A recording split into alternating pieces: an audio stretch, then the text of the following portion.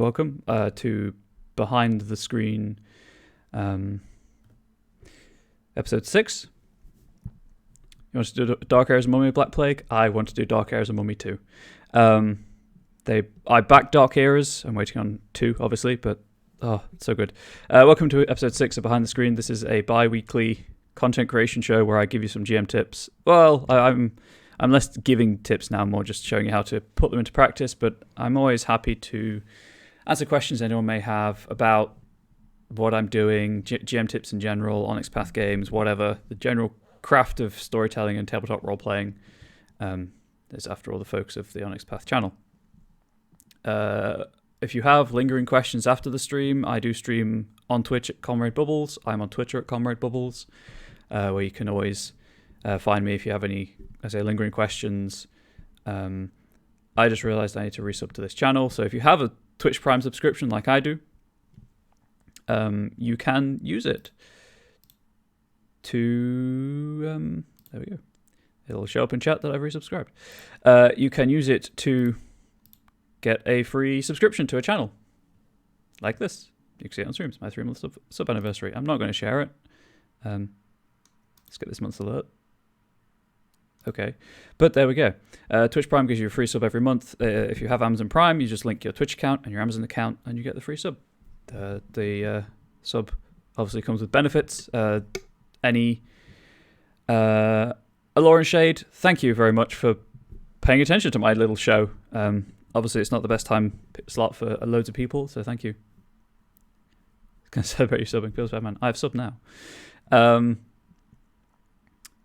This channel, the benefits of being a subscriber, obviously you get emotes. There's like a botch, success, little Sombra logo, Pugmire head tilt. Maybe they've added others since I checked last. And you get a week's exclusivity on any videos that the channel has. So this video will go up on my YouTube channel for viewing, at a later date with the previous episodes. But it'll go up next week after the week's exclusivity for subscribers. That exclusivity is on Twitch, so you just go to the video tab on the Twitch channel. Anyway, if you don't know, setting up a great guide to how to make $1 million corrections. Great TM guide. Thanks, Black Plague. So the purpose of this behind the screen specifically, you'll notice it's it does, or GM. I use GM usually as a neutral thing. As you can see, the title is Scion. So I am making a product for the Storypath Nexus, which is the community platform where you can make your own resources, chronicles, anything that adheres to the license provided by Onyx Path. You can host there to make money off of it. It's like the DM's Guild, if you're familiar with that platform. There's the Storypath Nexus, Sluritian Vault for Scarred Lands, and I think Canis Minor or Canis Major for Pugmire, a few other individual discrete platforms for different Onyx Path game lines, but they're all there, they're all for that. And my goal is to make something with the community to host up there. It will be a pay what you want, because obviously any money I get helps me continue doing things like this. It means I don't have to actually go out and find work. I do a lot of freelance work as it is. I don't want to find another job. So this is a great way to get my name out. There will be no obligation to pay when it comes out, and it's going to take a while. I realize because I do it bi-weekly for 2 weeks, 2 hours at a time, this is a good way of showing how much time a project can take. I'm not saying this is a typical way of doing a project, obviously, because I'm monitoring chat, I'm answering questions. I do get sidetracked a lot just with thoughts about mechanics and ways of interpreting rules that won't fit into this product but could enhance your own games. So, Lauren Shade, if you have any questions that you want a second opinion on, any ideas you want a second opinion on, or any questions about anything, please do feel free to ask it. Same with anyone in chat. We're all here to learn together. I don't profess to be an expert story guide. I'm just someone who's read the rulebook a few times and run a session. Yes, a single session. Although I'm hoping to improve that at some other point. But I have a lot of experience with role-playing games and storytelling in general, so hopefully I make up for it. So, I am disabled, standard disclaimer. YouTube's going to be sick of this, as is anyone who comes back. I do experience muscle twitches, which can result in stuttering or slurred speech. I apologize for that. I don't apologize for being disabled. I apologize for the inconvenience it creates, and if it makes you feel uncomfortable. I also do struggle with multiple trains of thought, so I will try to follow one to its conclusion and then start another one. Otherwise, I will never finish what I start. And I can't obviously do crossover characters with other programs on this channel, but I will be trying to pick stuff from those games to work into here if appropriate. So far up to this point, I've covered my general outline of introductory games, because that is what one of my freelance jobs is. I run role-playing events for a board game cafe. A lot of them are just introductory sessions. So I have a formula I stick to. You start with a low-stakes scene, you give them the freedom to explore, and then you have an action scene to wrap it all up. Gives them a good memory, gives them a climax, allows them to build on the rules as they go. Usually it's about 3 scenes. You can generally fold low stakes and freedom into one scene, so you've got 2. Did a couple of introductory scenes, which are the ones you can see on screen right now. So Ashes was the first one I did 2 streams ago. After I finished building Ash's character sheet. Don't lie, you're a professional. I mean, technically I am. I get paid to run role-playing events. It's just not Scion. Although that's going to change very soon, because I've renegotiated my contract with my employer to be a freelance contract, so I determine if the events are going on or not.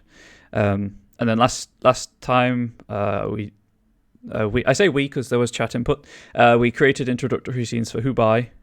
So Ash is a sign of Inari, Hubai is a sign of Chang'e, and Isabel King is a sign of Heru. Again, I apologize. I don't speak many languages. I was conversationally fluent in French and German at one point. That's more just lack of practice than anything. Clearly, I speak English. I am British. And I am learning Irish, but I do not speak ancient Egyptian or Chinese or Japanese. Greek, because Martina Vasquez is a sign of Apollo, and I don't speak any Scandinavian tongue for Michael Kettering, who's a sign of Balder. So I will probably butcher words. I apologize. I'll stick to the pronunciation guides where I can, but there we go. I think that's all the recap needed. Oh, also, any design notes will be included in an appendix, with the exception of antagonists. I say antagonists, non-player story guide characters. Much like with the actual books, I will put like a little sidebar with each one to explain the design principle behind it, that kind of thing. Something to draw your attention to, which someone found interesting last time I streamed, was down here in Isabel King. When I got to Scientist, I made them a professional archetype because I wanted that to be the focus of the scene. So as you can see down here, professional only because it's the focus of the scene. Lower to Mook for out of scene interactions. Replace the. Apparently, I didn't give them an extra. Don't forget to include in your contract, which was sure Black Plague. I'll try and figure something out. I guess I forgot to give them a enhancement. I will rectify that right now. I know what I'm doing. +1E. Oh wait, no, I didn't finish these. I forgot I didn't finish these. So we'll finish these and then go back onto the introductory scenes. But this will be to a roll. Anyway. You can tell I keep comprehensive notes of what I do in a session. It's either that or I've just had a really busy few weeks. It's one of the two. I'll let you decide which. Okay, so. This is a MOOC. So to recap, so I'm creating journalist and scientist story guide stat blocks for Isabel King's introductory scene. Introductory scenes are not something I envision every group playing. I was going to do like a poll in chat. Also thank you for being an understanding Yokius. I was going to do a poll in chat, and by poll I mean I was going to ask and rely on people typing out because I can't really sort out a natural poll. Are individual spotlight scenes something you think your group or people would necessarily use, or would you like to see an introductory scene with the same kind of ideas behind it, but involving the entire band in one go? If the second option, that is not something I would do on stream, that is something I would do off stream, to encourage people to buy the product. because you got to keep a bit hidden so that people are like, yeah, I saw this being created, I know what it's about, but wait, there's more, please buy. Or not buy, but, get for free. So Isabel is a pilot. She does side work as a pilot for solar research, atmospheric research, that kind of thing. She flies the machines up into the atmosphere. I know nothing about this kind of science, just so that we're all aware. She flies the machines up into the atmosphere, whatever, and then monitors the data and brings it back. So she's at a Icarus project meetings. I'm wonderfully original, which is about upper atmosphere solar panel and deployment thereof, with possible story guide characters, including scientists, journalists, catering, and contractors. For people who are new, who may not necessarily have heard this before, the possible story guide characters are people for the other players at the table to hop in as, because a spotlight scene is all well and good, but I don't want people sitting around the table being bored, so I'm providing a background list of people they can play as with really quick character traits and drives. So that's what they're there for. So I did catering and contractors because they were just the highest in the alphabet. That's the organization system I use, like most people. Did not get onto journalists and scientists. So, so journalists. These are mooks. They have a smaller pool than professionals. They also won't get this +1 enhancement. So 1C is one complication, 1E is one enhancement. 1S is one success, I guess, for getting that granular. I haven't been giving them qualities because they're not really high enough tier to have a quality, I guess.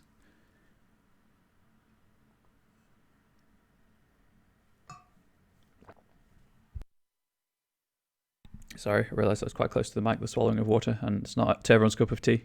Not everyone's cup of tea. Anyway, I apologise for that. So the drive for a journalist to find the truth, whatever truth that might be. That could be a personal truth. It could be an actual truth. It could be to make a truth through their own. You did come together for exalted gaming and say, let players have at it. I can tell whatever story. It takes only a few minutes to laugh and characters are clear, or they're going to get in trouble.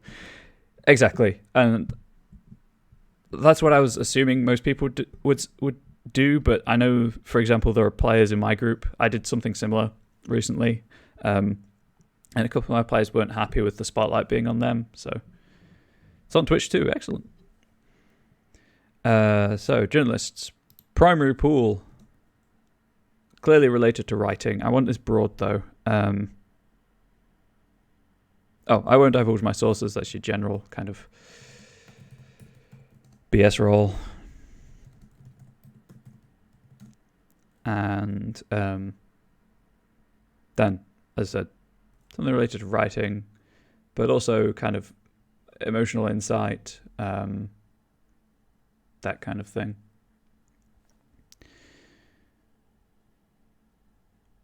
Actually, that would be two different things. It's too broad.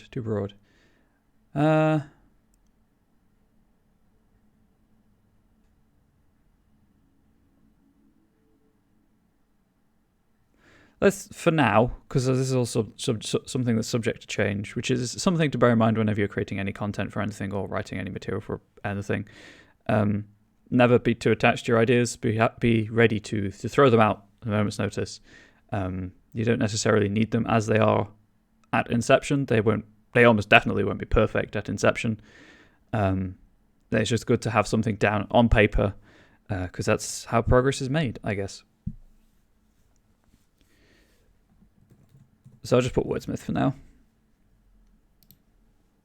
A nose for liars, a nose for lies, and also, I guess, be research based.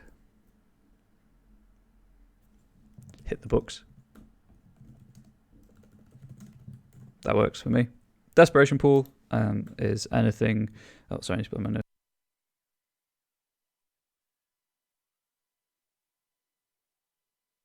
Desperation pool is anything that they're not particularly good at, not particularly trained in. If you just need to do an action that isn't covered by any of those 4 things, you use the desperation pool, so it doesn't get any definition. Health, defense, initiative, I've gone over twice now. But if anyone wants a refresher, I will obviously happily give you one. Extras. Let's have something. What do we already have in this scene? We have can detect delicate flavor and sense. -1 complication on social tests. Because they know someone who knows someone. Let's say for the journalist. How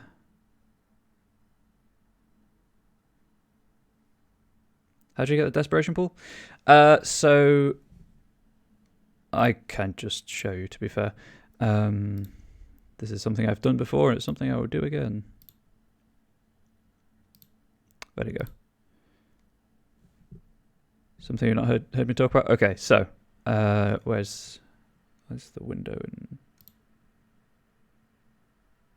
That looks horrible. I'll get rid of that. So each archetype, these are the 4 archetypes in Origin, has a primary pool, a secondary pool, and a desperation pool. These are just static figures. Obviously, if you want to tweak them, you can. But these are the most balanced figures. Mook is the lowest, then it's professional, then villain, then monster. Monster is explicitly supernatural. And good morning, Plastic Age Plays. How fair things. Monsters are explicitly supernatural and are designed to be like a solo encounter for an entire band. Which is why they have 6 health, they have 4 defense. Their initiative's pretty high. They have a high primary pool. For instance, most player characters will not have 11 in their main offensive pool. So primary pool is what they're good at. Secondary pool, what they're okay at. They might have a bit of training in it. It might just be natural talent. And then desperation pool covers everything else. I just like having 2 things in each one. There's no real cut and dried advice about it. Oh, that's the wrong one. I believe. It just says those actions that they exist to perform are important to them, etc., etc. So I just like having 2 for each. Just makes sense to me. And if you make them vague enough, then obviously it covers like potentially 4 to 6 actions, as well as giving you just a bit of flavor for the story guide character, rather than just saying hit stuff, or I guess in this instance, so rather than I won't divulge my sources, which is obviously quite narrative focused, tells you that they have sources but that they're good at covering up or keeping secrets, you could just say subterfuge. Covers the same things pretty much, but far less interesting. And then the desperation pool, as I say, it's just anything that they aren't good at. It's early. You're not yet caffeinated. Ooh, geez. How ill? I'm hungry. I ate an early lunch today, so I had enough time to prepare for the stream. It was not enough food, let me tell you that much. I'm going to be so hungry when I finish streaming today. Anyway, so extras. Let's say.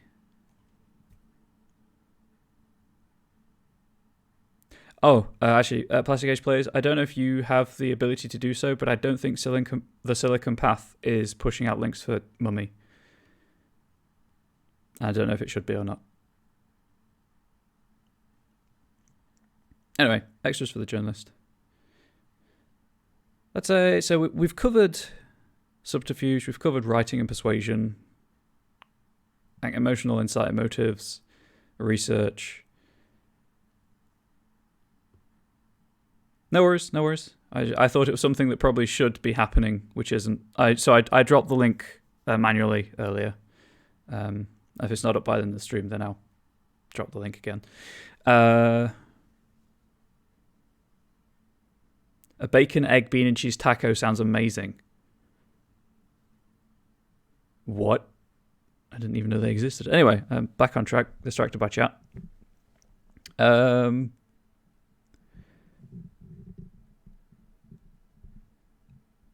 Let's do something about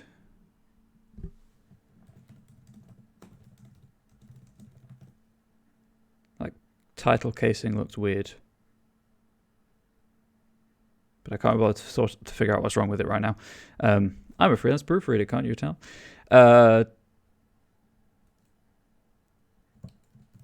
Can buy a few seconds before the alarm is raised. Yep, that's how you spell all that. So unlike this, which is -1 complication social test, this is just a bit of narrative flavor that a journalist can do. This journalist story guide character template can do to buy themselves a few seconds, rather than it impacting dice rolls necessarily, because I'd like to keep dice roll alterations down to a minimum, purely because professionals get an enhancement anyway. So I feel like if I'm altering dice rolls too much, and I know I've done that in with other story guide characters, I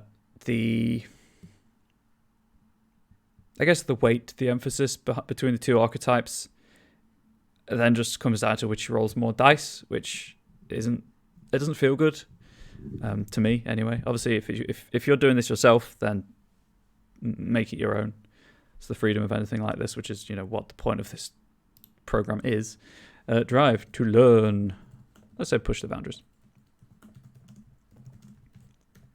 Because these are scientists actively engaged in research and development. They're not theoretical. They're not working on the work, building on the work other people have done. They are, but they are building on the work of other people, but they're trying to develop it, not just reinterpret it, which some academics do.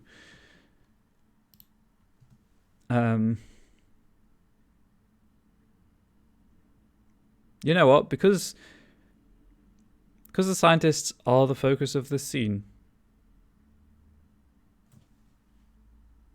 let's have this pull down, this extra, because you may have heard of me.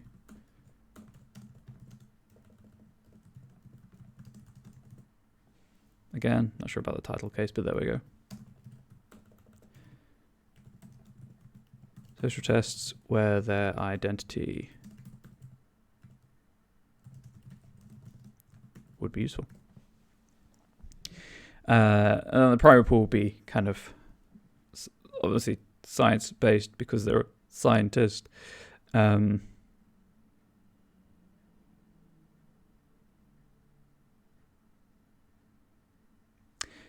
I put on the spotlight this with people watching me, it's just completely gone. What would this apply to? So probably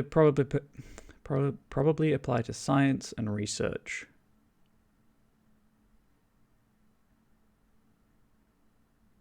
Student debt. No, that's a bit cynical even for me. I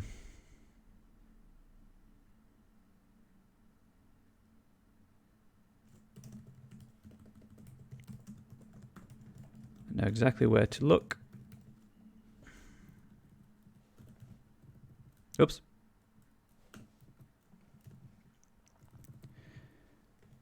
And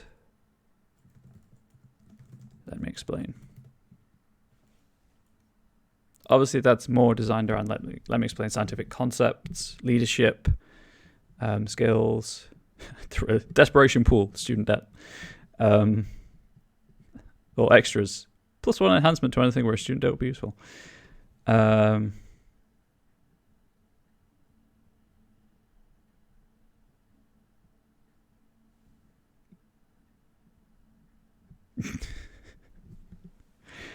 Unfortunately, it's not really the feel of. That's not really urban fantasy or pulp, is it? That's grim and gritty realism.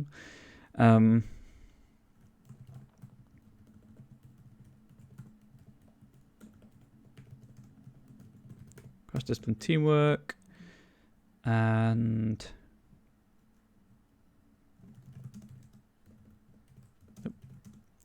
you know what? When I actually write these out, I might not use the capitals. If you can't spell, no worries. No worries. You've seen all the typos I do. Unless you're not watching, you could just be listening, which I suppose is perfectly valid. And I know a couple of people do. Cross-discipline teamwork, and this is my work. So that's all about integrity, being stubborn, but also like sense of personal identity, making things your own, what have you. There we go. So that's really quick overview of the remaining two story guide character templates for Isabel King's introductory scene. I mentioned this last time. Probably won't get onto it today. Just have a day, no matter how hard you try. Some words are gone. Oh, I know that feeling. Probably won't get on it today. It'll probably be the next time I stream, which is the 26th. I want something running in the background linking all of these scenes. So at the end of kind of when the impetus of whatever social interaction is driving the scene runs out, something will happen which will provide common thread between all of them. It's Scion, so it's probably going to be some supernatural conflict between an existing Scion and the monster, but I don't know. Who knows? Well, I know. I have other ideas, but we'll cross that bridge when we get to it. So, 3 left. Liam McMahon, Martina Vasquez, and Michael Kettering. I believe I have my notes. Yes, I do. So, same as usual. I'm going to read my notes for the character. We'll see what kind of springs out to us as an idea. So, Liam McMahon, concept Doctor Without Hope, Scion of Dawn. I can't remember if he's chosen. I believe he is born. Dawn being the Tuatha De Danann, deity of death. So background. Anyone who grew up where Liam grew up can tell you the horrors they saw, whether for legal or political means, and he was always in the wrong place at the wrong time. So his origin path is always in trouble. But the skills he learned on the streets made him a natural fit for a life of medicine, and he can always be found in the thick of it. This encompasses both his role path, hand stained red, as a doctor, obviously, and his organization path of Doctor Without Borders. I thought it would be interesting to play a character whose core concept is saving people, but at the same time knows that everyone will die and that there's no horror in that in a way. Sorry, I'm just going to take another drink. This is thirsty work, don't you know?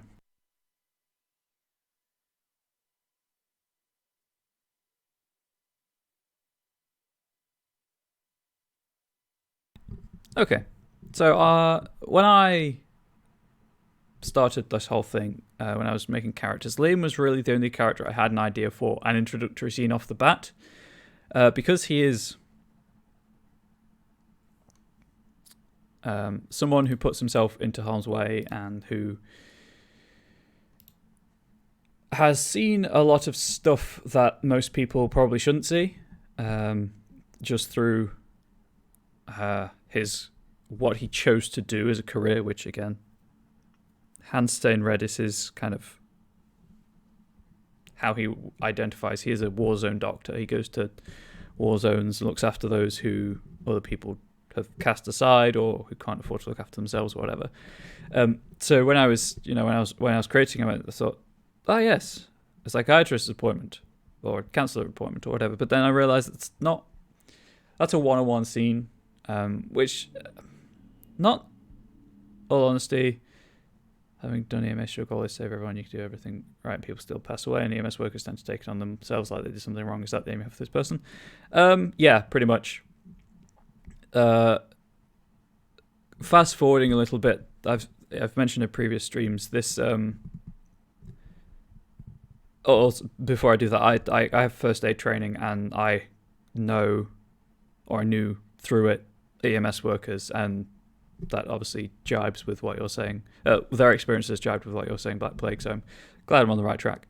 Fast forwarding a little bit, I've said it before, but the goal of this chronicle is not a jump start, it's not a quick start, it won't come with rules, because, it can't. I'm entirely unofficially doing this. Onyx Path are just kind enough to loan me their channel for 2 hours every 2 weeks. And I'm sure they'd be happy to let me have it for 2 hours every week. I need that week off to not burn out, essentially. Stuff like this is stressful for me. And I have a lot of other creative endeavors. I need the time to just relax. it is an introductory chronicle, so it is designed to introduce the setting. It is designed to introduce not characters, concepts, and how the game works, including visitation. So the themes of this chronicle, sudden awareness, changing status quo, and revelations, are there because this is how the players should, in theory, be engaging with the world anyway. Obviously, if they know about the world, that's fine. And as I said last week, I don't know how I'm wearing these, it's habit. I know that some people will come to this knowing about Scion and about the world, both capital W and lowercase w. But because the characters don't know much about it beyond what pop culture tells them, they are what's called pre-visitation Scions, in that they have not yet experienced the divine revelation that, oh, hey, you're a god, a godling, sorry, or my child, or my chosen, or in Ori's case, I made you. Literally. So their visitation will be worked into this. It'll probably be like an epilogue, as I put here, but it might just have to be a list of scenes, much like these, but these are explicitly one-on-one scenes between divine parent and offspring. And I kind of figured that Liam's would be kind of the straw that breaks the camel's back. He's there, present, he can't help someone, or he's helping someone and they die anyway. And Don just kind of turns up and explains who Liam is, and kind of that death happens sometimes, and what you choose to do with that knowledge defines who you are, or something like that. That's one, but there are two. And I can never remember which one is the one that disseminates the Kickstarter links. Because it's really handy to have the chat being recorded for YouTube, because YouTube, you can see the links for our social media stuff. Anyway, so that's kind of where I was going with Liam. And I say Liam was really the only one that I had a strong idea about or feeling for. Admittedly, because the Tuatha are my favorite pantheon, and I'm all about death gods, yo.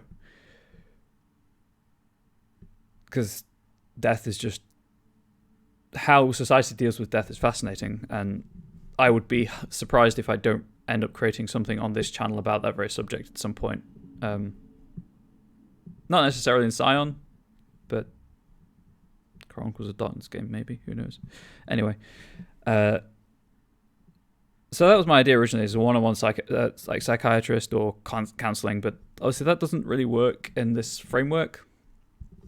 And if you want to do that and it works for your group, do it. And I know that some groups, they'll have like a session 0, and then they'll just have one-on-one meetings with the storyteller, story guide, what have you, and each player to establish stuff like, well, in this it would be, what are you doing before the Chronicle, or in games like Changeling, it would be what happened during your durance, how did you escape, that kind of thing. And maybe a bit of role-playing of before the, going back to the Changeling example, before the durance and during and after the durance, kind of a snapshot, flashback mechanic. So if you want to do that, these are obviously written with groups in mind, but you could probably sort something out. So rather than one-on-one interview kind of thing, I was thinking more, he's in the waiting room, there are people around him, but it's like a mental health center. There are multiple counselors, so there's counselors as staff, administrators, other people waiting for their interviews, meetings, appointment, that's the right word. Oh boy. That kind of situation. Because I think, obviously everyone's mileage on this varies, but certainly in the UK, when you're in a large waiting room and it's pretty full of people, you don't really don't really talk to anyone. You just kind of sit there. Sometimes there's a TV, usually muted with subtitles on, so you watch that. Or you'll try to ignore it depending on preference. So my initial problem with this setting is how to avoid that, how to get some kind of engagement between all of the characters in the scene. And the only thing I could really think of is there's like an entertainer in there doing something, calling on volunteers from the audience, or there's some kind of live show being put on for people who are in the waiting area, or demonstrations of something. I can't think what would make sense for this kind of setting. So if anyone has any ideas for that, or if anyone has any, better ideas for a setting for this scene, please do shout up. Figuratively, I can't hear you if you actually shout. So I'm going to go with this idea for now, and I'm going to write it out as if this is the final thing. But if there are any better solutions to my problem than what I've come up with, I will 100% take them on board. Maybe tweak them to make them fit with other things. Please repeat it? Sure. Basic idea for this, using a drill. Oh yeah, they're loud. The basic idea for this introductory scene for Liam McMahon is that as I'm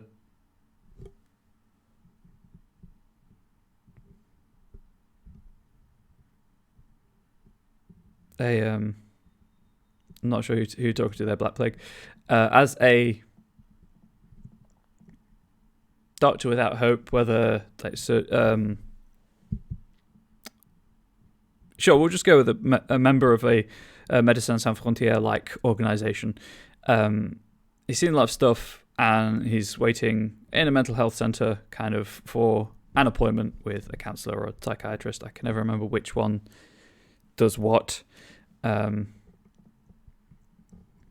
And something happens.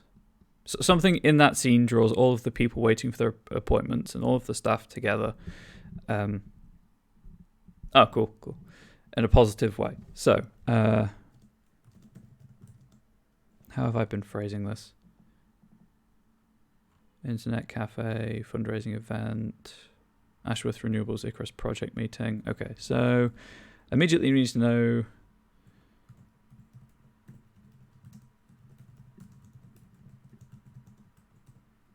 there we go. Asclepius Mental Health and Awareness Center. Hey, Silicon Path's working.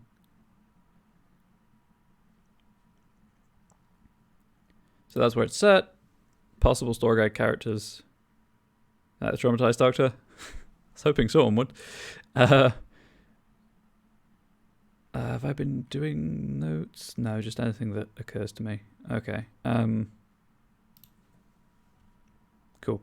Possible store guide characters, therefore, would include admin staff. Square bracket. Bored. Cynical. That is not how I spell cynical. I deleted the wrong letter because I am an idiot. Wait, please. Vertical line. Thank you. To earn money. To help.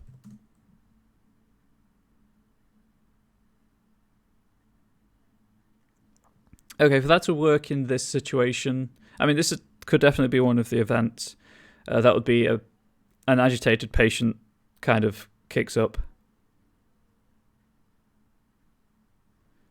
even. I get what you mean though, Black Plague. I get what you mean. To earn money, to help, to organize. Some people just like organizing. I know I do. Also, when I guessed it was losing. Also, when I pull this all into an actual, sellable format, I'll be alphabetizing all of this stuff. This is just as it occurs to me. So, admin staff.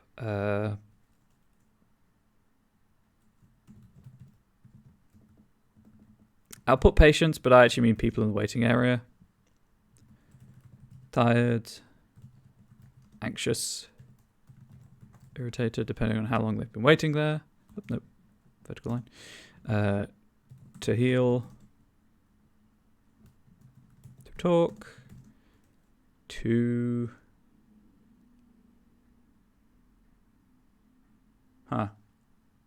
There's only really two things that you go to see a counselor or a psychiatrist for. Anyone think of a third motive for someone to be...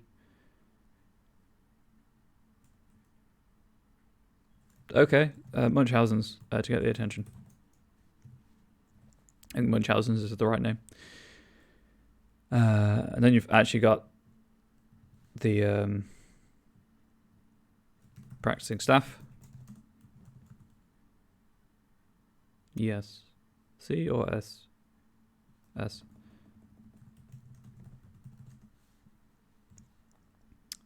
Eager. Honest. Confident. These are also to help, but like to help others heal. To learn. To make their name. And obviously that would be more in terms of less active research, but hey, look at this case study I've compiled. Isn't it interesting? Please pay me loads of money to talk at your events. And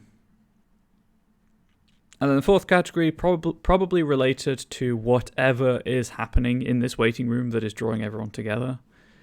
Sorry, I just need another drink.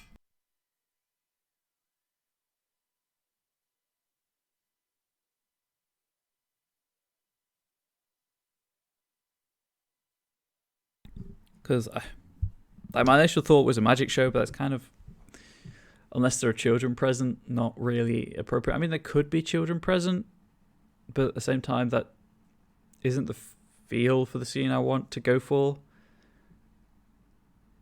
Mostly because with the thing in the background that's running through all of these scenes, I kind of want to have a violent confrontation here to kind of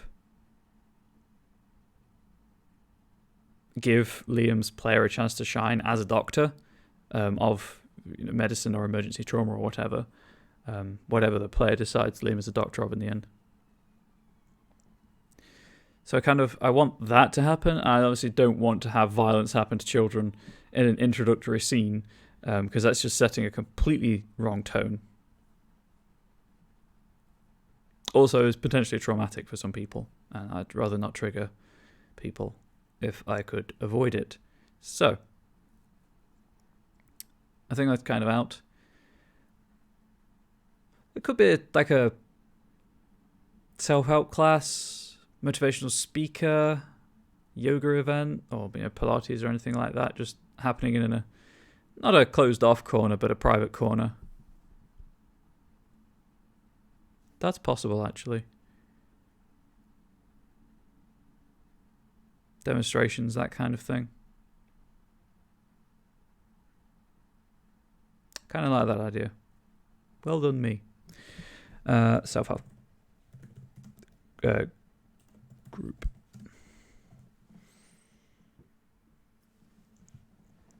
Okay, so optimistic.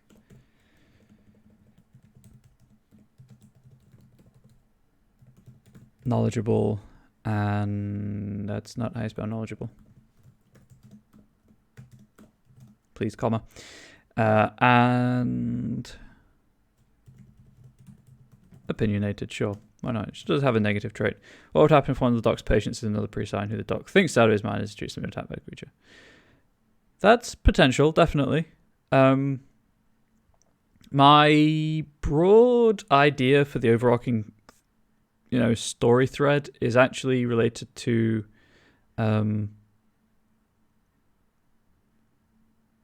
gang attack, a gang, powered by Titan Spawn, but still a gang.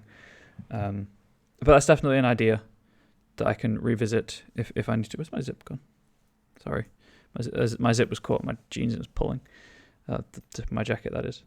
My pocket. Anyway,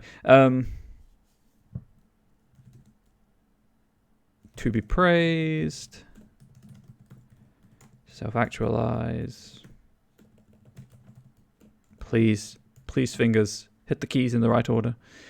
And again, this will be to help others. So that's that. So then standard events format. One of the admin staff. One of the patients.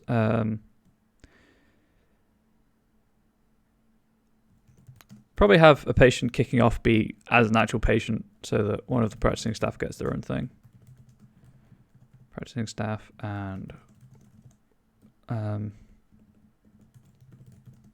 someone following the self-help group's advice. Yeah, we'll say something like yoga or Pilates. Falls and starts a small argument. One of the practicing staff. Again, like my initial thought was that they're an addict and they sneak out to get their fix, but that's not really the feel I want for this scene. And scene feel is something that's difficult to kind of describe. It's something that will definitely come with practice. Much like with the scientists being a professional archetype so that they could be the focus of the scene. Scene focuses are really easy. You pick something you want to be the focus of the scene, and you make it numerous, you spotlight it, or as with the scientists, you make it just better than it might necessarily be. And those are all kind of really subtle ways of doing that. But scene feel and dealing with the themes of a scene, that is a bit more nebulous and largely comes down to figuring stuff out, making it work on the fly. I don't really want to have discrete themes for each scene because each scene is intended to spotlight a character, so that character could be the theme of the scene. So I don't want like mental health to be the theme of the scene because A, it's so easy to get that wrong and be insensitive, and B, I don't want it to take away from Liam, admittedly, who is here for mental health reasons, but I don't want to take away from the fact that this character is important to this scene and the spotlight should be on the character. I just feel like having one of the staff sneaking out to get high or abusing their power for some reason shifts the focus to that event. So it's hard to describe what I mean. I hope I'm making it sort of clear though.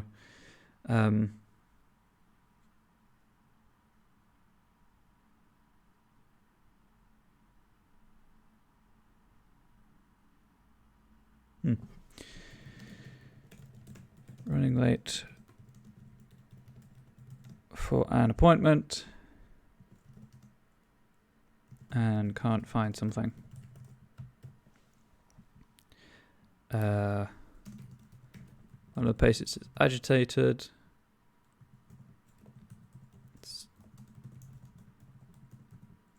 Does being aggressive and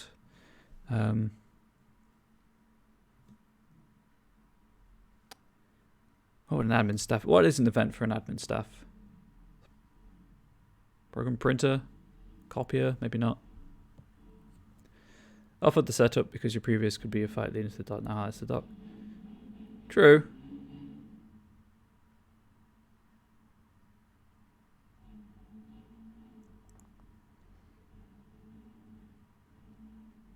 I always worry about offending people. That's just more my sense of conscience than anything.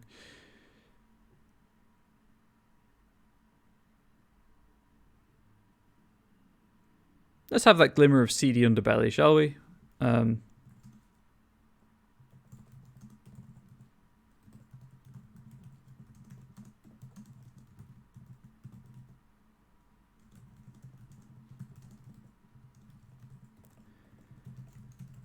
So that would probably only come up if the player playing Liam interacts with this member of staff. But it might come up, might be an interesting conversation, bit of nervousness, and then as they leave, the manager is like, "Come and talk to me. We need to discuss something in private." That kind of thing.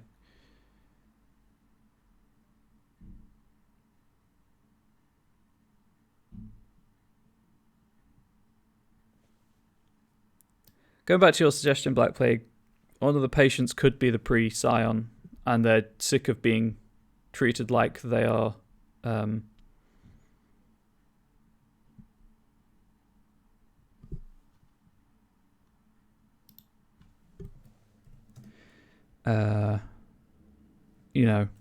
mentally unwell.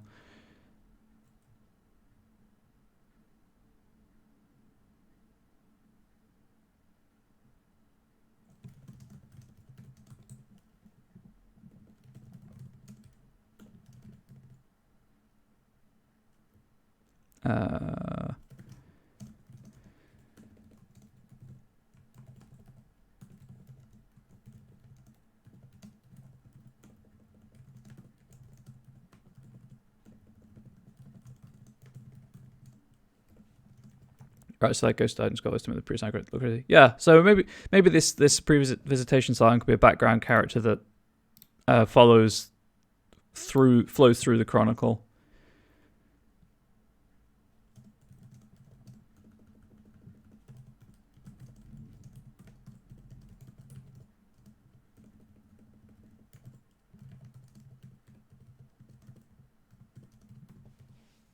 That's because they can. I like that. I like having recurring NPCs, SGCs anyway, so that is less work for me to do later. So thank you, Black Plague. So that's that. So following the pre-established format, now we go over to the story guide characters and we make them. Okay, so name title would be admin staff. Oops. Please, thank you. And we'll make this heading 2, I believe. Heading 3, okay. Have I missed anything? Nope, cool. Next alphabetically would be patients. Well, obviously she's patient, but same applies. Practicing staff and then self-help. Oops. There should be a space there. Practicing staff member. Oh, no. I just put practicing staff. That works. I think we all understand what it means, and then self-help group. I'll put instructor. Now I'll put group. That'll cover everyone. I think you tap a try because you get stuck in interesting times. Yeah, well, that was part of the reasoning behind this show as well when I pitched it to Plastic Cage Plays. So there we go. I think out of the three of them, the practicing staff makes most sense to be a professional archetype. But I don't know if the scene actually needs a professional. Maybe they could all be mooks.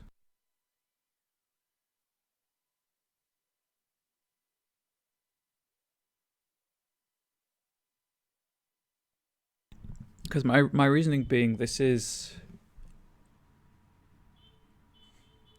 The focus of the scene should be more on Liam and his reason for being there, and then the consequences of what happens, later. I don't think we need a professional in the scene. Obviously, if anyone has any arguments as to why there should be a professional in the scene, I'm 100% willing to listen to you. But I'm going to start making them as mooks, and then I can always just... Okay, I thought I'd got the different rows. I guess not. I could always start making them, upgrade them to a professional at a later point. So I just need to do this. 5, 4, 2. Delete that. Health has 1, 1, 3, right? Yeah, 1, 1, 3. Cool. Archetype. Mook. The qualities. Drive. We'll just pick a random one from here. We'll say to help.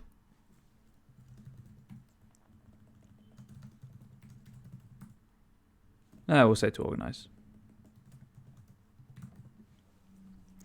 Primary pool, probably those would be related to organization and people skills. So, oops, forgot the space.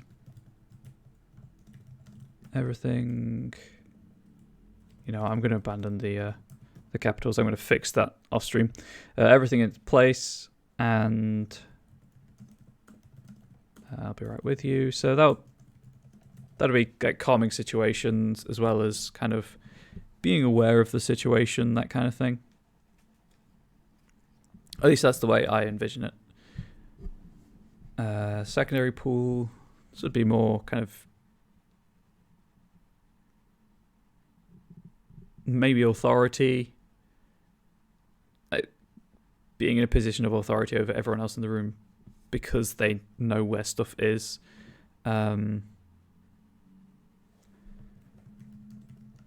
Wait in line, and what else would an admin staff what would they have the capability of doing but not be a defining feature of their role? I guess like office administration, making sure that supplies are stocked up, that kind of more paperwork side of it. Although administration is obviously mostly paperwork. You know what? Let's do what I should have done earlier. Let's pull up a character sheet, see what other skills there are that I'm not thinking about. Oh, right. Culture. Knowing other people. Knowing best how to communicate with people or to empathize with them. I don't want to put sensitivity training because that just... I know of people who laugh at the idea of sensitivity training, but at the same time, that's essentially what this would be. I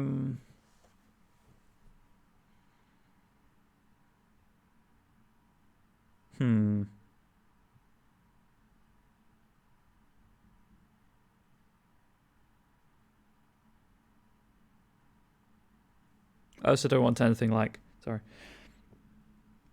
I also don't want anything like... I went on a course for this. Well trained, I guess. Maybe. I'm not quite happy with the phrasing, but... Philoxis... Oh, I know it is. I know people with terrible bedside manner. Extras... Again, I'm just going to avoid the title case. It's way too much stress for me to handle on stream. Cut through the red tape. Sometimes medical professionals tend to get to disconnect from patient families. Definitely, 100%. I've experienced that myself. Can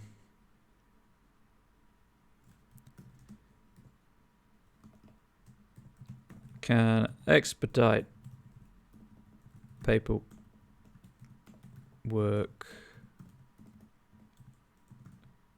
requests, etc. And obviously a large part of GMing, story guide, or SGing, STing, DMing, K'ing if you're playing Call of Cthulhu. A large part of all of that is making the non-party characters believable, not just pastiches or one-dimensional characters, making them feel like they have a place in what hopefully is a living, breathing world. For given values of living and breathing, depending on what themes you're dealing with and where the game's set.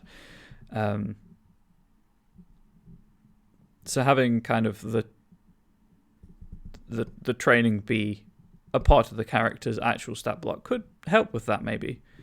Even if it's just kind of just reading down what they can do. Like, oh yeah, this feels like a person to me. Anyway, so that's something I always strive to do. Never entirely sure how successful I am, but I always try to make my non-party characters, again, the GM, the ST, the SG, whatever, they are a player too. They are at the table. They're also there to have fun. So I don't like calling them player and non-player characters. I try to use party and non-party, but that's just me. It's like I'm trying to make fetch happen, and I know it'll never happen. The biggest issue is forgetting they're doing something small and just talking to the PC. Yeah, definitely. Something I take a lot of pains to avoid is having NPCs talk to each other. Such as ordering food because they're there for food. Exactly. I mean, you could just have them in the background ordering food, but draw attention to the fact that life is going on around the players, around the party. But yeah, I try to avoid having NPCs talking to each other because I don't like having a conversation myself. So my next thing to get better at is passivity of NPCs, because I don't like interrupting my players. Because obviously they're the players, the focus of the game is on them. They're the heroes in the story. But at the same time, kind of largely my NPCs will only offer information if it's asked, or they will only speak if spoken to. And a lot of the time it's fine, but there are some, like looking back, there are some scenes or interactions where I think having a more active approach would have made things better. But that's the whole point of doing anything like this. You live, you learn, you improve. Learn from my mistakes so you don't make them. I'm pointing at myself and whatnot, but you can't see because it's below the camera. Anyway, primary pool of a patient. I could just, to be fair, where did customer come from? Never mind. I just need like an average everyday set of abilities. Okay.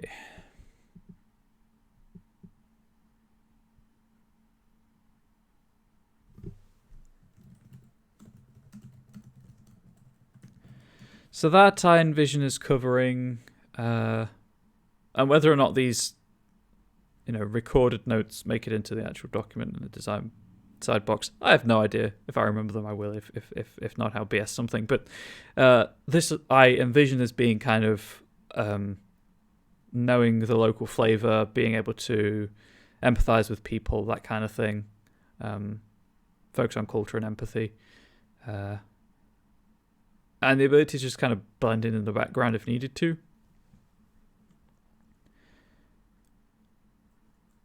And then I guess it'd be hobbies and interests, kind of knowledge related thing next. So I do that in my spare time.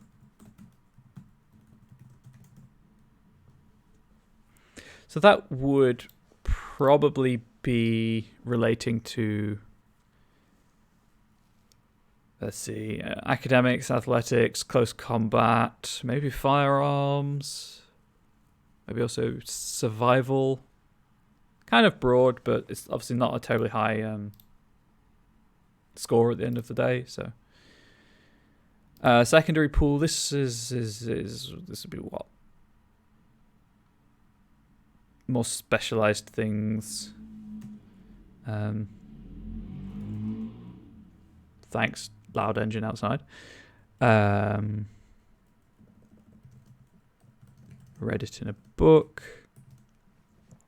And I guess everyone to some degree can instinctively defend themselves.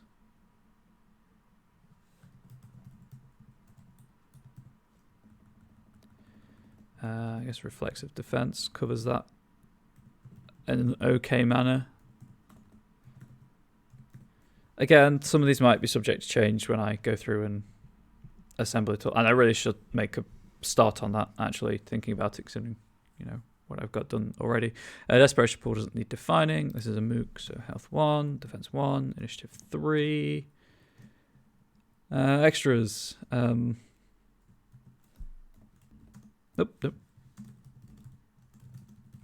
One of the people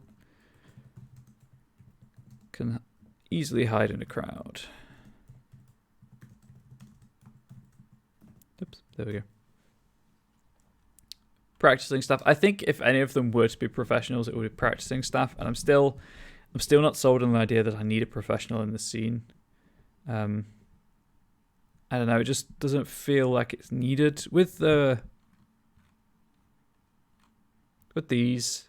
As the focus is on the science and on the fact that Isabel might be a pilot. She might have combat training, but she's also helping scientists. Again, with Hubai, she is a... Oh, I've just been putting a... Oops. With Hubai, she is a hacker, so it would make sense that her accomplices and because professionals are, I believe, supposed to be a one-to-one thing with player characters at origin level. So if she has accomplices, they are probably also going to be of a similar skill level, so professionals. And the technician just felt right to me to be a professional. I think the only professionals for Ash were security guards, right? Yeah, security guard. Yeah, so that makes sense because they're there for security. It's a kind of sort of the focus on that scene is Ash's community outreach and how they deal with the different spheres of society that they tread in. Right, that's what I was doing. I was fixing this. So I don't think we'll have a professional for Liam. The focus is more on the role playing and not the role playing, the mental effects of what the character has been through and kind of having a foundation for what is to come. With, oh hey, by the way, I'm the god of death and I'm your father. Enjoy. Long-winded way of saying this is a MOOC. Let's give them the drive to learn.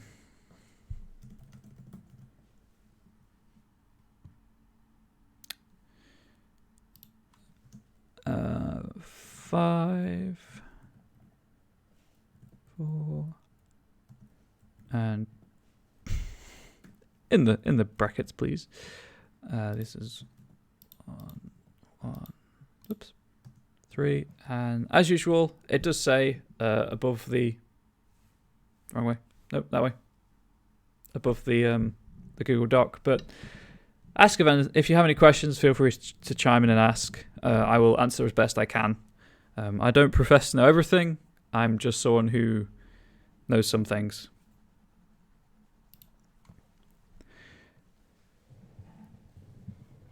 So primary pool, obviously, going to be relating to the qualifications. So academics. Maybe leadership if they need to rely on their qualifications to get people to do what they want. Maybe culture, depending on what they study. Obviously academics, as I said. Integrity, perhaps. Science, maybe. Depending on what they're practicing, obviously. Although this is a mental health and awareness centre, so it's probably not going to be trauma surgeons. Highly qualified and...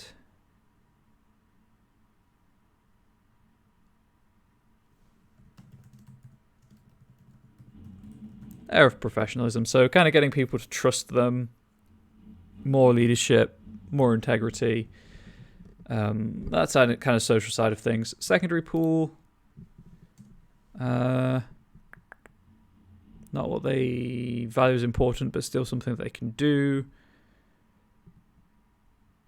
Probably the paperwork side of things, maybe. So that would be what?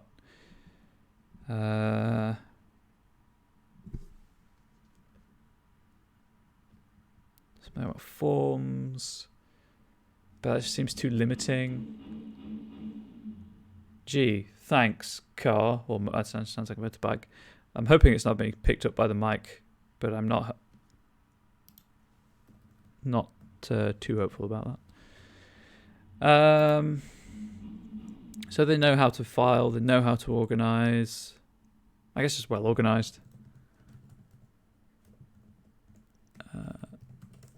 Well organized. I knew that was wrong moments before the red line showed up. And then something else, something maybe hobby related that's generic enough that it could apply to an entire swath of staff members. It's person to person thing, just saying. What do you mean, Black Plague?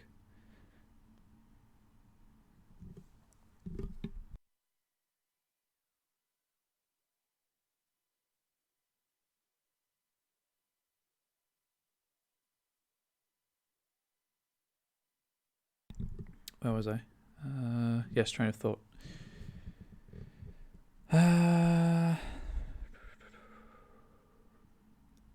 Something I do on the weekends. There we go. This is where you would encounter role playing, I suppose. And then extras. They're not a professional, but I'll probably still give them an enhancement to, I guess, science psychology roles. So you say you're having spelling issues now, and you said you got it from me. Oh no, I just have spelling issues. It's I think I've said it before, but the way I have my mic set up, because of the necessities of where I stream from, it blocks off most of my keyboard. As I usually touch type anyway, but I don't even have the reassurance of being able to look at my keys properly, so I have to rely on the word being typed out in full before realizing something's gone horribly wrong. And just the pressure of having people watch you also makes a difference, I've noticed. Anyway,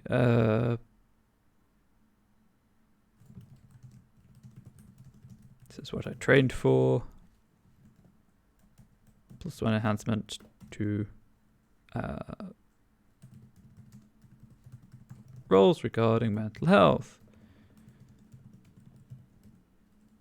So this is something you can do if like myself, you don't think a professional needs to be in the scene, but you want something to have that kind of level of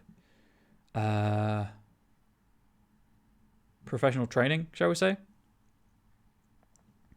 Give them an enhancement to a role. The game, as far as I can recall, does not actually give anyone automatic successes. It uses enhancements as a bonus instead. So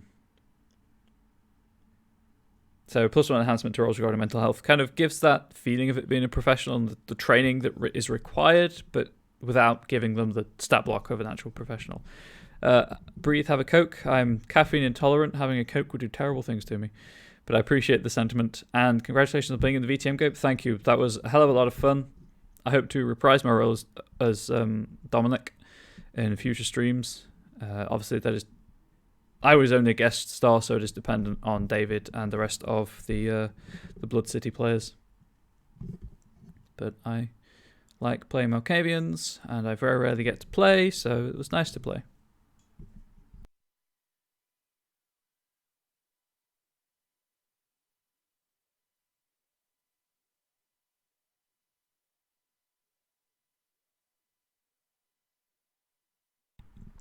Okay, self-help group. Definitely mooks.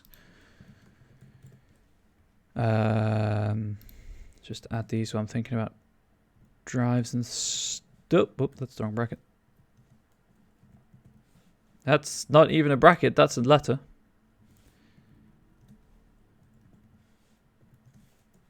There we go. Always do that. Well, I don't obviously always do that because you've been watching me, and I haven't done it, but I did it just now. Anyone who's curious what I was on about, I guest starred in Blood City, a Chicago by Night Vampire the Masquerade game a couple of weeks ago. A week ago on Sunday as of this recording. So like 11 days ago. 11. I can't do maths now. 9 days ago. What? 9 days ago. It's really good fun. Definitely check out. It was on this channel. Check out their, check out their streams if you can, / are interested in doing so. I was looking for to be praised, to self-actualize, to help others. Thank you, Black Plague. I appreciate the compliment. I'll go self-actualize. I'll be nice and give them a positive drive. I'll just check something. I don't think drives are included. These are all qualities still.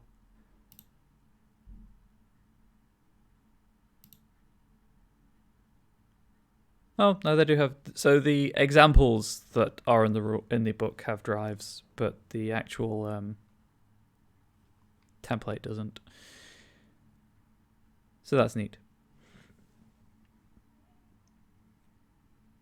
Pardon me. Why does that... That must be affected by equality. Sorry, I found something. Anyway, that didn't make sense to me. So, self-help group to actualize. Primary pool. Right. This would be exercise, inner well-being, self-confidence. Know yourself. Oops. So that would apply to things requiring integrity, maybe leadership and a kind of this is how you do this thing. Empathy probably would also play into it. Culture, if you're in sharing a culture with someone. Persuasion. I think that works. So that's that side of things. And the actual self-actualization, self-help side of things. I don't just want to cop out and just put self-help. That's not me. I like making things difficult for myself in case someone hadn't noticed. Oi oi Savaloy. Hello Neon Deflector. Savaloys are quite nice sausages.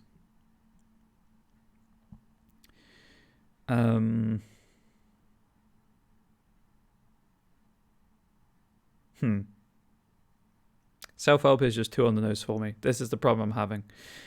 Okay, so tangential to self-help. Exercise. Meditation. Introversion. Brooding. That's a path I'm going to stop following.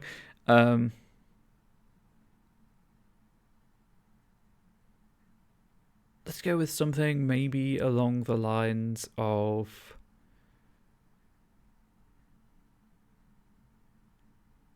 From a different point of view? What would that potentially apply to? Skills list. Empathy, culture, maybe leadership, possibly subterfuge.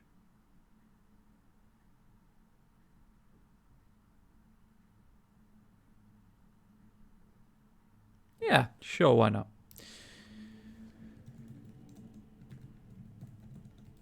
Differ in it. So something obviously to consider.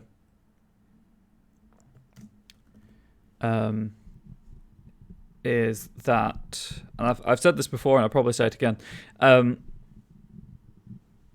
assume it's all of the story path games, but Scion in particular, because that's what we're discussing here, deals a lot in abstractions and ambiguities. When you are injured, you get an injury condition, but that could be bruised, it could be grazed, it could be blinded, paralyzed, deafened, stunned, mildly inconvenienced. It could be a whole range of things. So if you're not terribly hot on games that trade in abstractions and things like that, you might not... You'll probably still find the game fun, because it is fun, but you might not find it precisely to your tastes, shall we say. And that's fine. There's a game for everyone out there. I firmly believe that. And everyone's allowed to like different things, otherwise we'd all be living in a cookie cutter existence. But when it comes to making content or writing your own material for just personal use, It does lend a little difficulty to the proceedings, and I wouldn't necessarily recommend that you go into as much detail as I'm going in here. You probably don't need a story guide template for each NPC group. New conditions suddenly have a strong urge to pee. Injury condition, weak bladder. That sounds like the worst injury condition to receive. Anyway, thanks Heterotic for that. I really appreciate that. Damage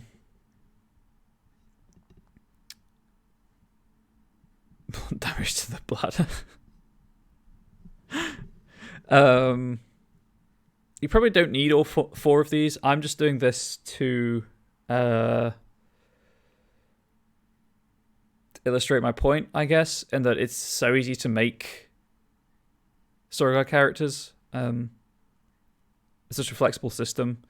I'm shooting myself in the foot by displaying that it's not easy to make them by having to come up with 16 qualities, 16 dice pool names per introductory scene, but I like making it hard on myself. So there we go. This is definitely a stream to watch if you like watching streamers hate themselves. And if you like more of that quality content, follow me to my own stream after this on my own channel. Yeah, so stunned for a round, or just like -2, or well, if it's a battered condition, it would be +1 complication, and if it's a beaten condition, it'd be +2. I got that completely wrong. Bruised and injured. I don't know where I got battered and beaten from. If it's a bruised condition, it's +1 complication. If it's injured, it's +2 complication. Maimed, although I don't think a maimed condition would be a weak bladder, that'd be a +4 complication. I think at that point you're an incontinent. I don't wish to make fun of people who do suffer with weak bladders or incontinence, but if you wanted to parse that into how this game works, that would be one way of doing it. Probably wouldn't apply to physical actions, maybe anything involving fast movements or social skills. Do you know how hard you would have to hit someone to maim their bladder? Pretty hard. I think you'd burst a few things before you maimed the bladder, to be fair. Self-loathing, how very British? Yes. A national export. Okay. Anyway. But because I am British, I can offer Onyx Path a time slot that is early morning for them, but covers, early mid-afternoon for Europe. So, time zones shenanigans.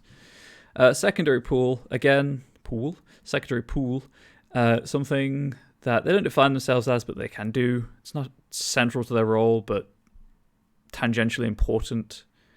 We've got the social skills covered. This is probably more physical stuff.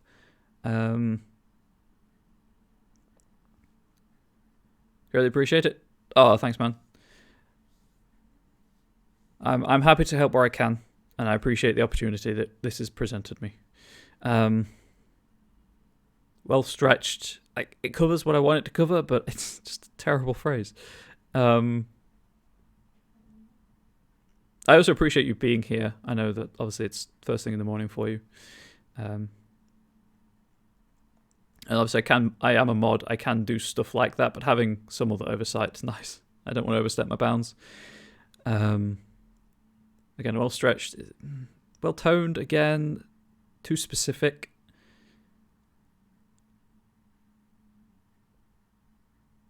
Well trained body just feels clunky.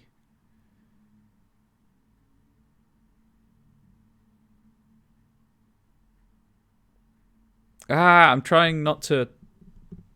It's not narrative enough and it's too prescriptive. Go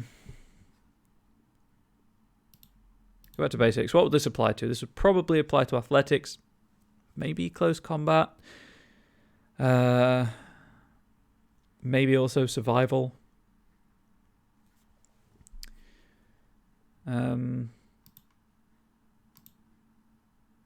As much as I hate the phrase "no pain, no gain" might work in this instance, because that allows you to pull on integrity and leadership as well.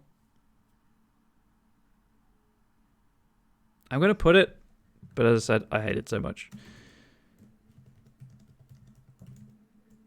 So that's no pain, no gain. And what other things? We've got the social stuff covered.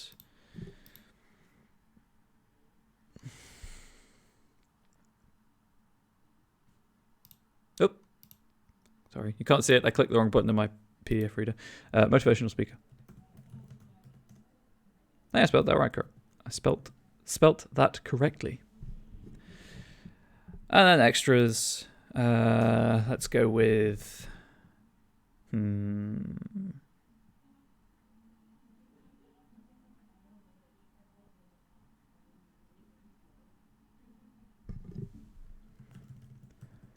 Fitness buff, -1C to physical activity. Sure, why not? It's quick, it's simple. It's not the greatest, but it does what I want it to do. It conveys that kind of aspect of the character. I also realized that I spent an hour and 25 minutes on one character. Well, I guess it was like 50-minute recap, introduction section and stuff. So it's not as fast as last week, but I hope it's been... Not last week, the last time I streamed, but I hope it's been at least interesting. Still have like half an hour, of course. So I'll do what I can for Martina. And then Michael will have to wait for another week. So, that's that. Martina Vasquez, or Vasquez, depending obviously where you are. This is something I've been thinking about, because I do think about this off stream, surprisingly. My initial thought, I guess is the right word, was that because she... Well, I'll read the notes that I've got on her character and then, explain. So, Martina Vasquez, or Vasquez, depending on your preference. Concept of award-winning musician, chosen of Apollo, raised in wealth, so origin path of bountiful youth. She displayed rare talent with the violin and quickly became a local sensation. Role path, ruler of the stage, who teaches disadvantaged youth in her spare time. Organization path, teacher of the young. So originally my thought for Martina was perhaps a scene where she's teaching a class or something, but that kind of treads on Ash's toes a little bit in a similar setup. So I was instead thinking a birthday party, like a corporate event. Martina is performing, but then there is a different feel to the scene. Also of note, I apparently, when I was making these, during the time period I was making these characters, had a thing about violin playing, because I immediately went on to make a violin playing deviant. So that was cool. Also, Martina is the only one. Here, Vasquez, you think Aliens Marine. That's fair. That's fair. That's a good film. She is the only one with an overtly supernatural, I want to say advantage. It's the wrong word, probably. Birthright. There we go. An overtly supernatural birthright. Ash, we made Ash on stream. Ash, obviously, they have a fox. I believe we went with a fox in the end. Because I wanted, Ash has a fox. And a magical cloth. Anyway. I'm sure I will probably have to rewatch that video to understand. Maybe Ash was vaguely aware of supernatural stuff. I can't remember my reasoning there. Anyway,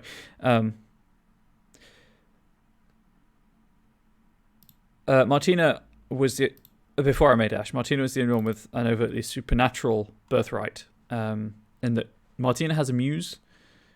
The Greek muse, story, with speciality for musicians. And obviously a muse is a supernatural creature. So the way that my notes read out is just that she doesn't know that her muse is legendary at all. Martina just thinks her muse is like a close friend who teaches her, who inspires her to greatness, that kind of thing. So we could potentially have the muse in this scene, but I don't know, maybe. So what are people feeling? Like a birthday party or a corporate event? First of all, I guess we have had some sort of pseudo corporate events with the Project Icarus meeting and the fundraising event for Ash.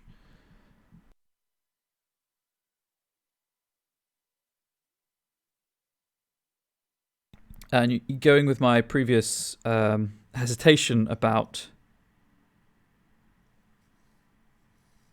involving children, obviously if it goes to but do stick with a birthday party, it doesn't have to be a birthday party for a child, it could be a birthday party for an adult, but if we go for that kind of thing, whatever,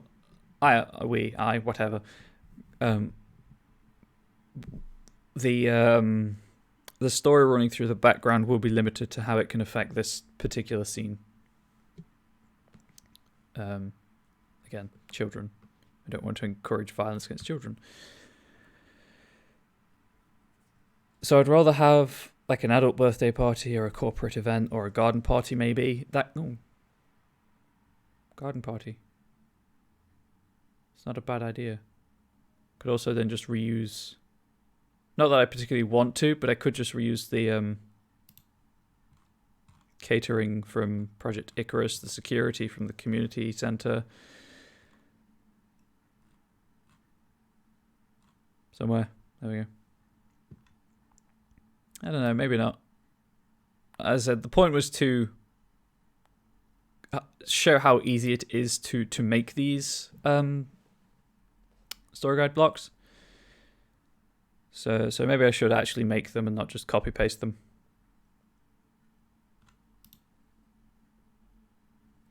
So what else would there be? I guess you'd have to define the social crowd.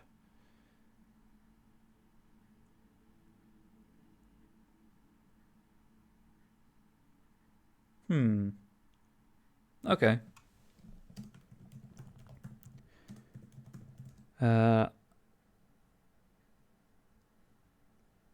Let's say activist event at the Redfield Center for Environmental Science.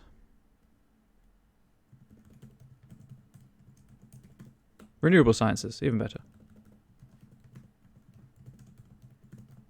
It sounds suitably formal enough that it could potentially mean something. Include a note here about wanting a different corporate tone.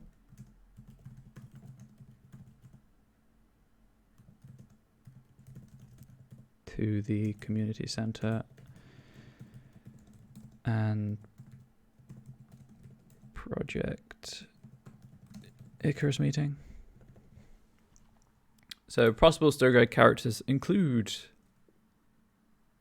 activists.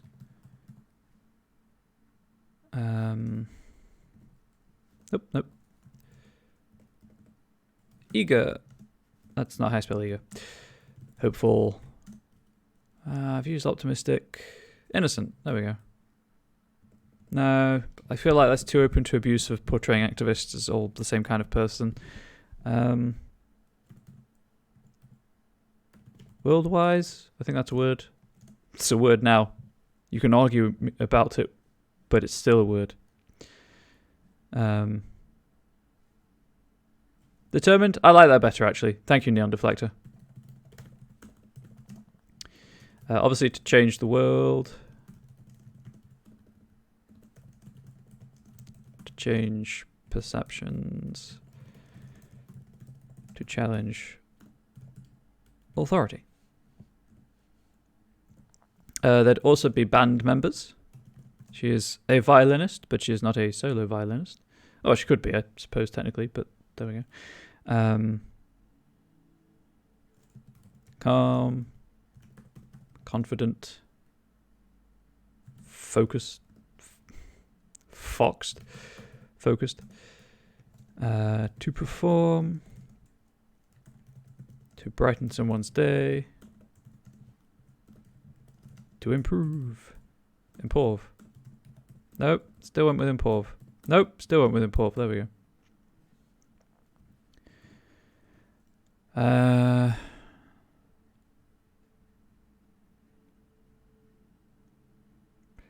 I guess if this is an activist event, there might be a police kind of presence rather than private security. I'll go with police. Wary, curious, cynical. To protect, to... Unfortunately, there are, people who join the police to punish other people. To protect, to punish, and to...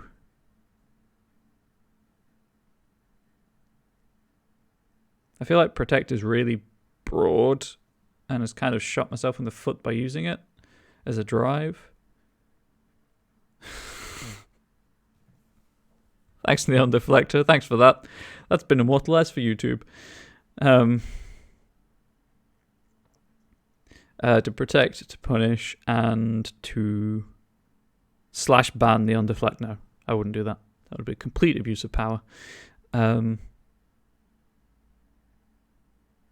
I guess to learn about other people and to learn about others, activists, band members, police, crowd members, so kind of onlookers, people at the sidelines, that kind of thing. Again, that'd be curious. Bored, perhaps angry. Some people do get angry at these things. To enforce. Unfortunately, I don't want to make that point. Although I think enforce does work better than punish, to be fair. It's less aggressive.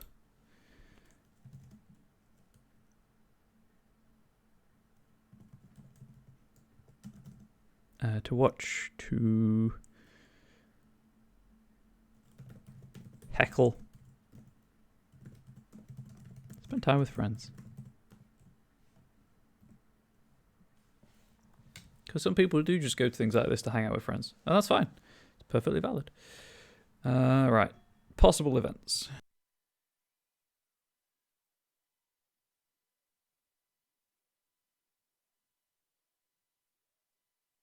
And these are, as ever, events to draw Martina in. More than anything else. To provide something for this scene to coalesce around. Anyway.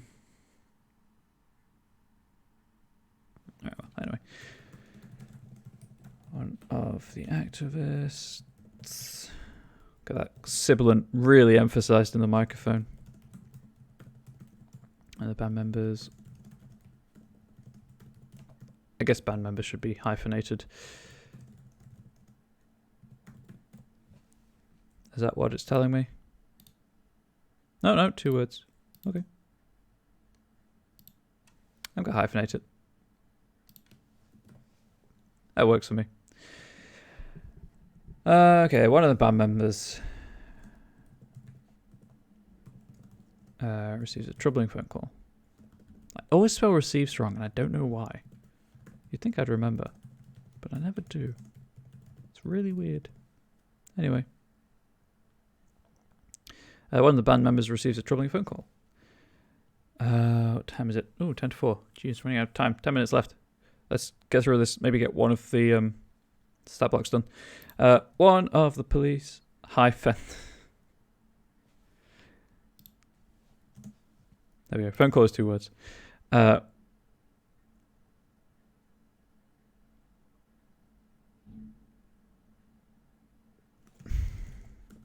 Has an issue to raise with the band. Have I been? I have not. Whoops. There we go. One of the crowd takes things too far. And again, this is designed to draw in Martina. So ideally, and I'll make a note of that up here actually. Introductory scene. Possible votes to give direction to the scene, or draw in the character in focus.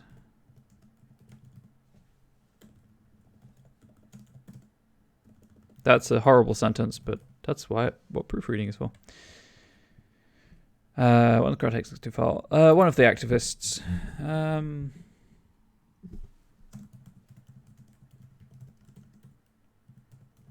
to organize action of some kind. There we go. So it'll be activist, band member, crowd, police.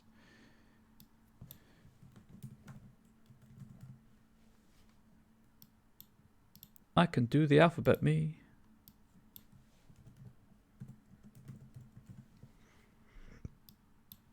Nope, please just that, thank you.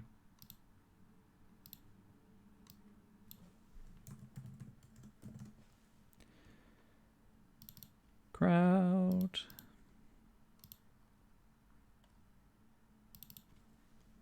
Nope, forgot that's not one word. And police. So same question as before, really. Are any of these professionals?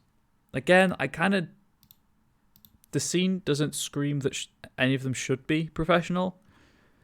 I mean, obviously, with the professional archetype, not people being professionals, like police are obviously professionals, as are band members. But I don't think any of them should have the professional archetype.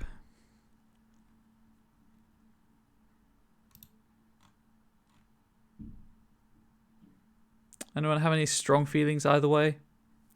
I'm going to type Mook in for all of them to begin with, and I can always change it. But I don't think so. I mean, just obviously you can't see it, but glancing at Martina's character sheet, she is heavily social influenced, heavily social biased.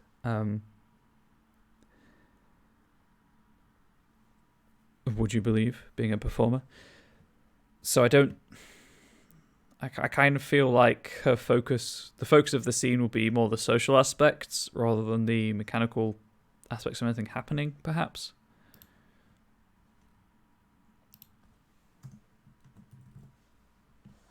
Although, that said, I don't think any of them have a particular combat focus. I mean, Heru is the warrior, has the warrior calling. So Isabel is sort of a combat focused character, but that was as far as it went, I believe, if I recall correctly. Activist, just grab one of these to change the world. Oops.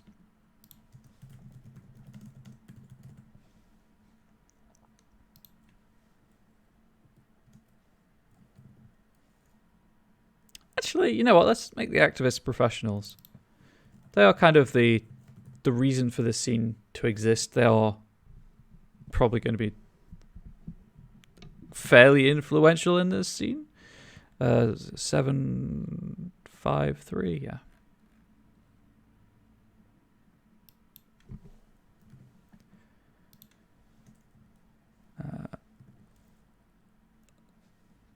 Yep, I thought that said secondary poo because I clicked in the wrong place, you idiot. Union workers?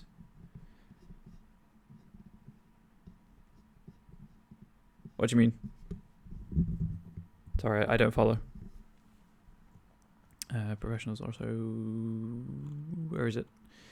225.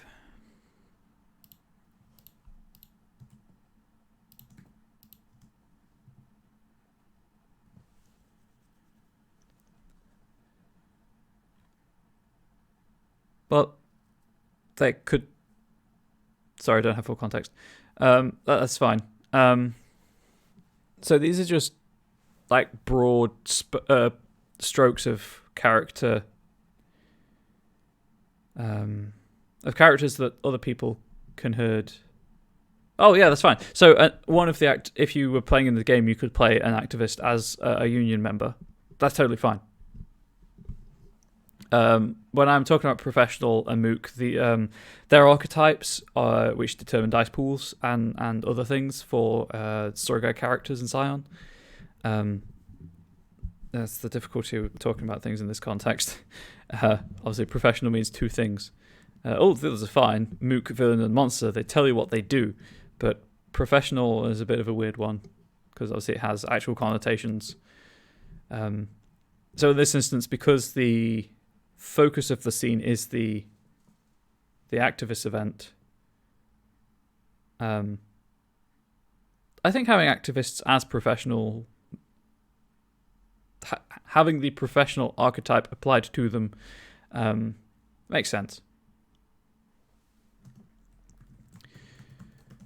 We could change the world.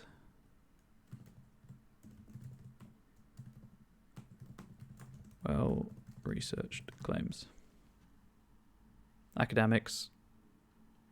Culture maybe, and then this would be more leadership, persuasion. This is the scene, Neon Deflector. This is a spotlight scene designed to introduce the character to the player to their character, to give them some essentially no stakes role playing, just to build on confidence and understanding of how dice pools work and whatnot. So it's kind of a background scene in that way, in that it has no real stakes to it. It's just there to introduce things, but at the same time, it is a full scene in of itself. Secondary pool.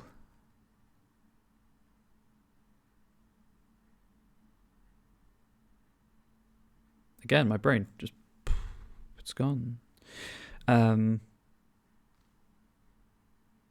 Yes, it's a non-scene scene, exactly.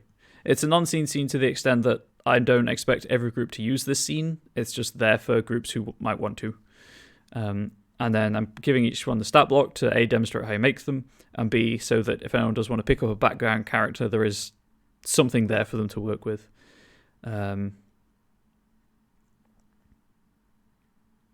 we've got the science, we've got the people skills,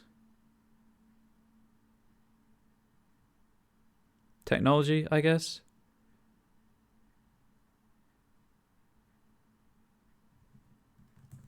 Oops. This is something I haven't really given many story guide characters, things relating to tech. So remember the digital age, and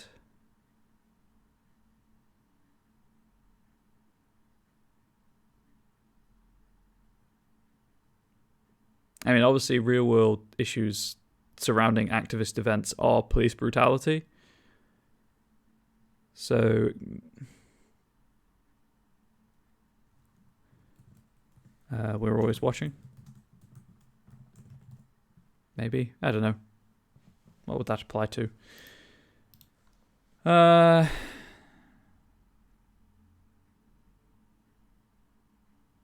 Culture, empathy, maybe survival, subterfuge.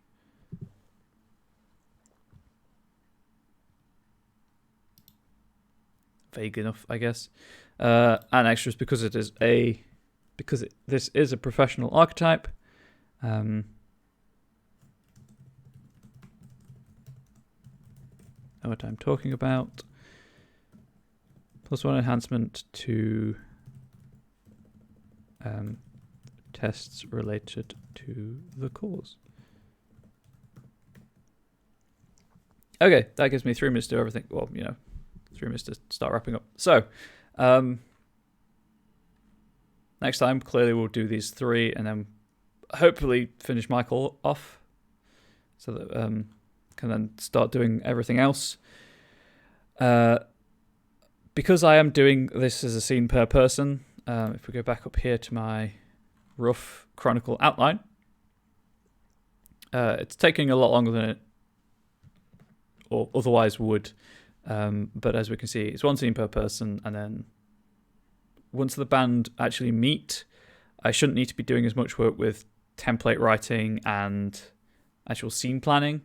So Hopefully it goes a bit faster. But this is just like a taster of what you have to do if you're creating content for any kind of publishing. I assume I have a few materials on the DM's Guild. This is obviously going to Storypath Nexus, so tiny bit of experience, but largely that's it. I won't be here again until the 26th, unfortunately. I say unfortunately, it gives me that week off to recover. But if you do have any lingering questions, please do feel free to contact me on Twitter. It's at Comrade Bubbles. I will be on Twitch 10-15 minutes after this on my own channel. Again, Comrade Bubbles. I do primarily just play video games, but I'm always happy to talk about anything and everything. Just trying to build the community and the games and more there as a lubricant for interaction.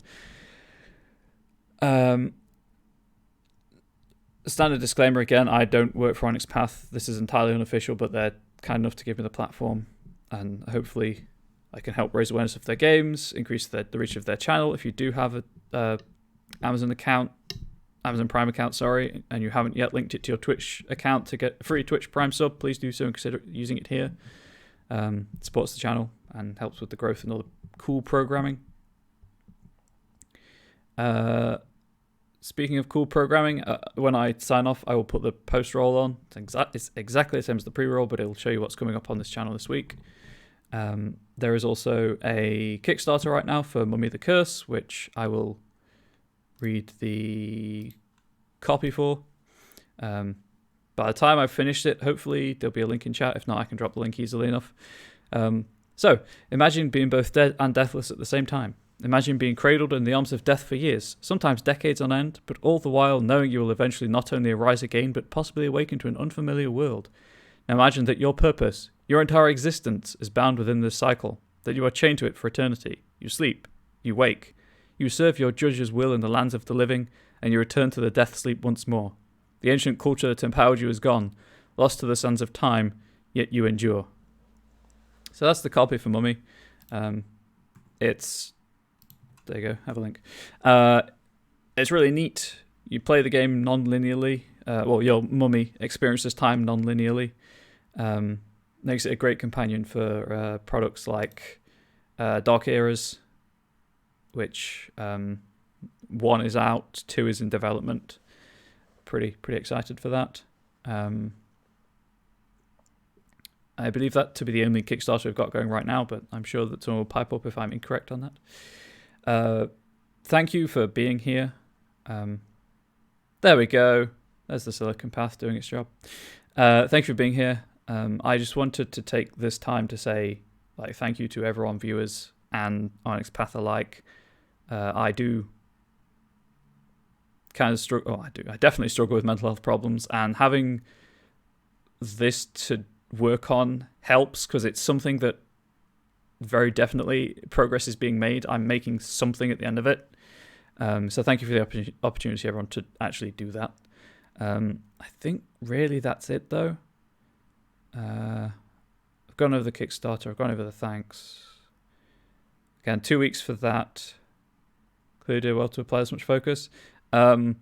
Focus isn't my problem. When I stop focusing, that's when all of the anxiety and everything catches up with me. So this is my outlet. But thank you. And thank you for that sentiment. The 23rd, I think I'm okay to talk about it. Something's happening on the 23rd on this channel, which I'll be taking part in. Hopefully that'll be cool and creepy at the same time because of what subject matter we're dealing with. So keep an eye out for announcements about that, I guess. I think that's it, though. So thank you, everyone, for being here. Obviously, do feel free to support other programs on the channel.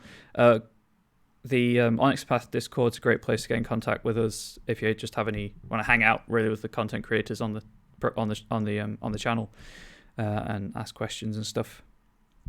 You are limited, I believe, to certain chat rooms based on how long you've been a member of the server or something. I don't know how that works. But there we go. So I'm going to be heading off to my own channel in a few minutes. But until next time, thank you for for viewing. I hope I've been able to entertain you, provide you some insight into GM tips and how you actually apply them rather than just the theory. And I hope to see you around. Have a good one.